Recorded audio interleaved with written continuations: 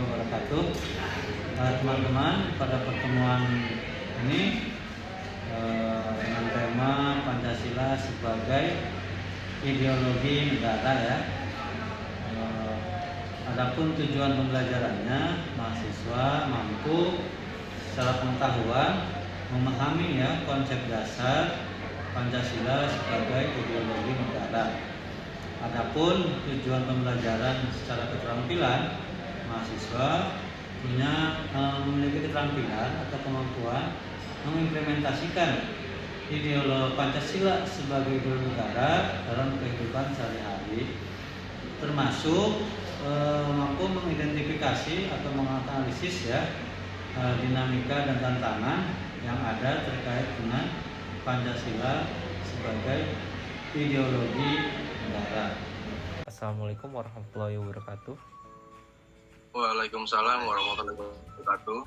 Kami dari kelompok 4 ingin menjelaskan materi terkait mengapa Pancasila sebagai ideologi negara. Perkenalkan, nama saya Habibi dari kelas 01 TPLE 011. Dan perkenalkan, nama saya Jian Marcel Garcia dari kelas TPLE 011. Dan saya Sarul Fajri dari kelas TPLE 011.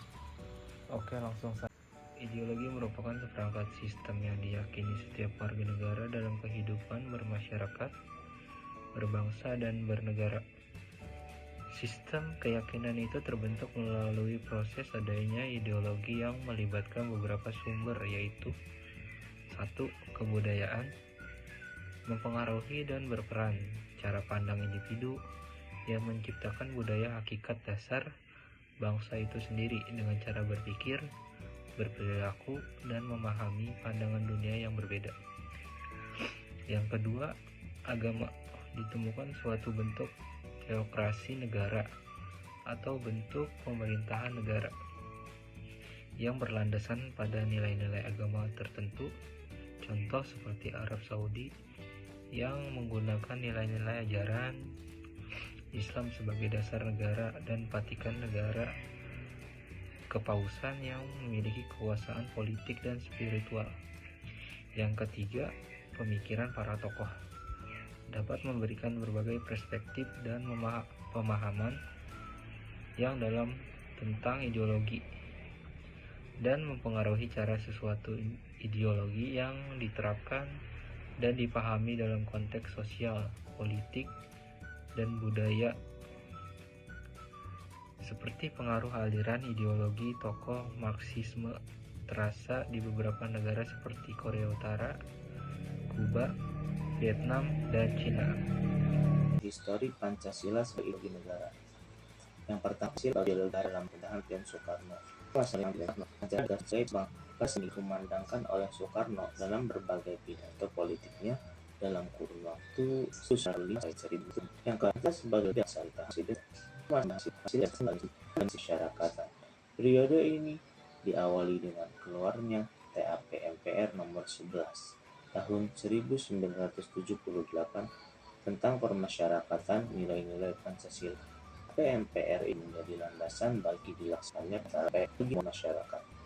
Yang ketiga, Pancasila sebagai ideologi pemerintahan Presiden Desai Hak Habibie hapus pada masa saat ini. Resonansi Pancasila kurang bergema dan lebih disebutkan oleh negeri pendekatan Pancasila sebagai ideologi Presiden Abdul Rahman Wahid. Pada masa pemerintahan Presiden Abdul Rahman Wahid, muncul wacana tentang penghapusan TAP nomor 2 MPR 1900 anggaran KI dan penyebar luasan ajaran komunis. Ini lebih dominan adalah yang ideologi Pancasila.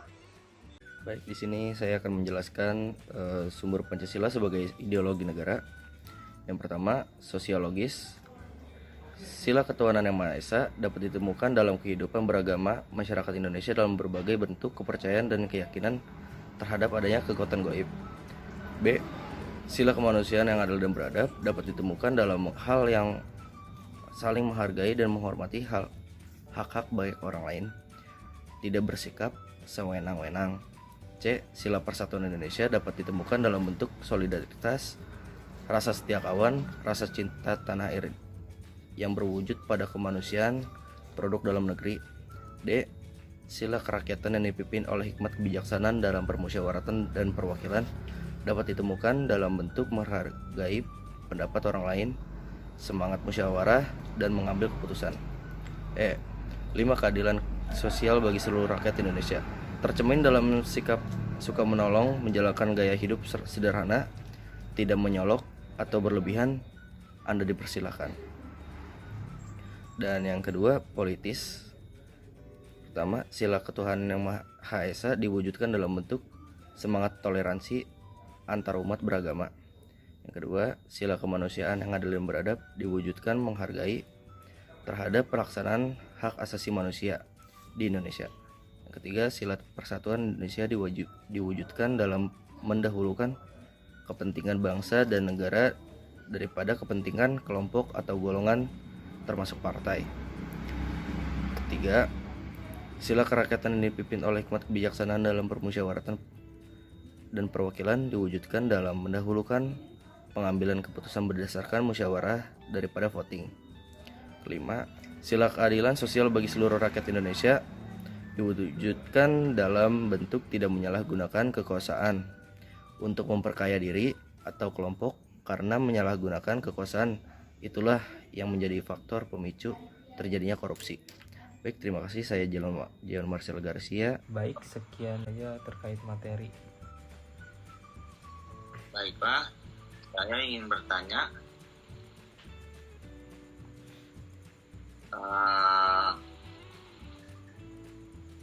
apa fungsi Pancasila sebagai ideologi negara Indonesia?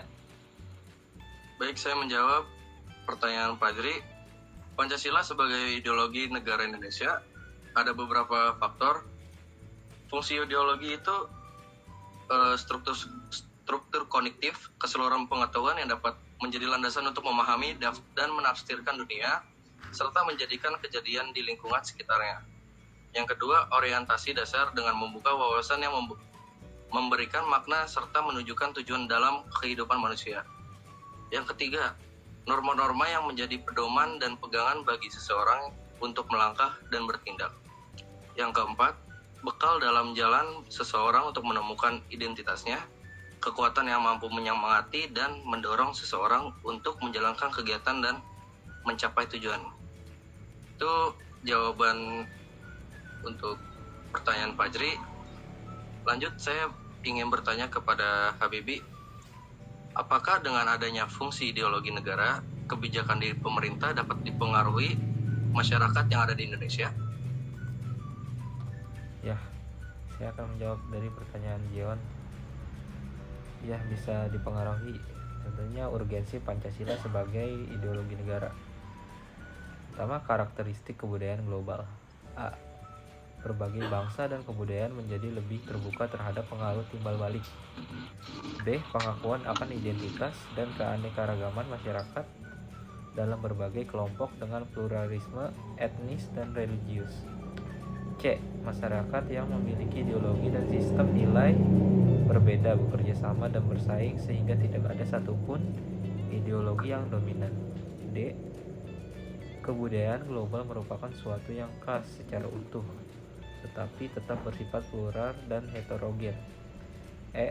Nilai-nilai hak asasi manusia atau HAM, kebebasan, demokrasi menjadi nilai-nilai yang dihayati bersama, tetapi dengan interpretasi yang berbeda-beda. Terus ada fase-fase perkembangan globalisasi. A. Fase embrio. B. Fase pertumbuhan yang meliputi ke-18. C. Fase take off. D. Fase perjuangan hegemoni. E. Fase ketidakpastian. F. Fase kebudayaan global. Itu saja yang bisa saya jawab dari pertanyaan Jeon. Kemudian saya akan bertanya kepada Pak Jri. Apa saja sih contoh kebijakan pemerintah Indonesia yang diatur oleh urgensi sebagai ideologi negara? Baik, saya akan menjawab pertanyaan dari saudara Bibi. Apa saja sih contohnya? Nah, beberapa contoh kebijakan pemerintah Indonesia yang diatur oleh urgensi sebagai ideologi negara yaitu kebijakan pelayanan publik. Ideologi Pancasila memiliki peran penting sebagai motivasi, arah perubahan, dan pembedaan dari pelayanan privat. Ideologi ini juga ditempatkan sebagai ideologi pemersatu dalam penyelenggaraan pelayanan publik. 3. Kebijakan kesehatan. Ideologi Negara Republik Indonesia termasuk dalam pembukaan Undang-Undang Dasar 1945 juga memengaruhi kebijakan pelayanan kesehatan. Dalam ini mencakup implementasi nilai-nilai ideologi negara dalam program-program seperti Jaminan Kesehatan Nasional dalam kurung JKN yang didasarkan pada Undang-Undang SJSN dan Undang-Undang JKN. 4. Kebijakan demokrasi. Pancasila sebagai nilai-nilai demokratis juga mempengaruhi kebijakan pemerintah dalam menjaga persatuan dan kesatuan seluruh masyarakat Indonesia, serta dalam konteks membangun bangsa dan negara. Izin menyangga ya. Dari contoh tersebut, apakah dapat mempengaruhi bagi masyarakat yang ada di Indonesia ini? Jawabannya, ya menurut pendapat saya kebijakan tersebut dapat mempengaruhi sebagai aspek kebijakan pemerintah, termasuk pelayanan publik, kesehatan, dan demokrasi, sehingga memberikan landasan nilai prinsip bagi pembangunan dan penyelenggaraan negara. Oke, dari kelompok kami, kurang lebihnya mohon maaf. Wassalamualaikum warahmatullahi wabarakatuh. Waalaikumsalam.